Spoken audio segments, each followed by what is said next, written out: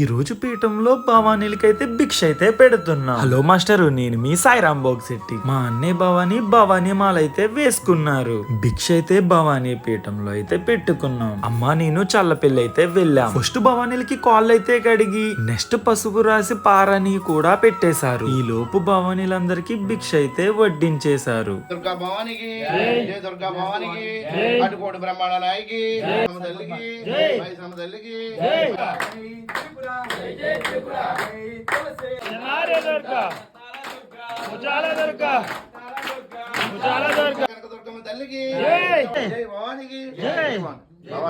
భవానీలు భిక్ష తినటం అయితే కంప్లీట్ చేశారు.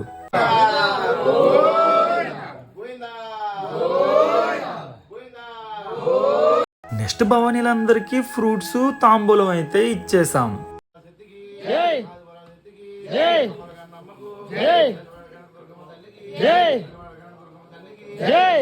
నెక్స్ట్ ఒక అరిటాక్ అయితే వేసుకుని ప్రతి ఐటమ్ అయితే టేస్ట్ చేశారు. టేస్ట్ అయితే మాత్రం అన్ని కూడా చాలా బాగా కుదిరినాయండి. ఆ తల్లి అనుగ్రహంతో ఈ రోజు భిక్ష అయితే మాకు చాలా అంటే చాలా బాగా అయితే జరిగిందండి.